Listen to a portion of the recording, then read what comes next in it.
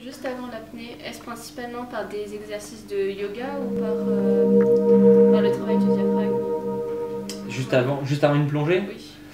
Euh, alors, juste avant, on va dire si un matin j'ai une plongée très profonde prévue à 11 heures, bah, dès le matin au réveil, c'est vrai que je fais quelques petits exercices d'étirement donc qui viennent du yoga pour réveiller le corps. Et ensuite, il y a effectivement un travail d'assouplissement et de préparation du diaphragme, de respiration.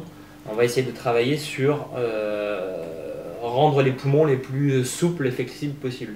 Parce qu'il faut à la fois arriver à prendre le plus d'air possible quand on inspire, et à la fois, quand on est en grande profondeur, à plus de 100 mètres, arriver à ce que les poumons s'écrasent le plus confortablement possible. Donc il faut travailler cette amplitude-là. Donc ça se prépare. Et au quotidien, vous suivez quel type d'entraînement? Alors ça dépend, l'entraînement varie en fonction de l'année.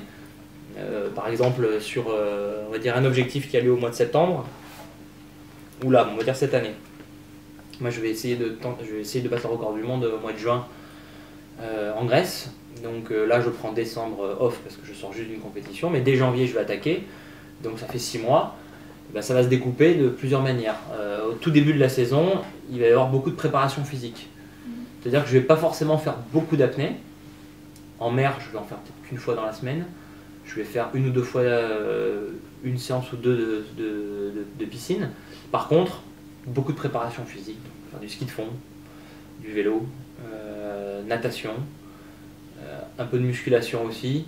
Il faut préparer le corps pour la suite. Ensuite, en milieu de saison, donc les 2 mois qui suivent, les 2-3 mois, donc janvier, février, on va dire mars, avril, mai, ça va être une période de transition. Je vais continuer à faire de la préparation physique, mais tout doucement, ça va diminuer et je vais faire de plus en plus d'apnée. Plus d'apnée en piscine. Je vais même faire de l'apnée en salle de musculation aussi pour préparer les muscles à des longues apnées. Et je vais aller en mer de plus en plus souvent. Ça tombe bien parce que c'est le printemps, donc l'eau se réchauffe. Donc on essaie de suivre la saison. Et le dernier mois va être consacré uniquement à la plongée. Donc là, je fais quasiment plus rien à côté. C'est-à-dire plus de préparation physique, quasiment plus de piscine. Par contre, beaucoup plus d'étirements, d'exercices de respiration. Et là, je vais plonger. Donc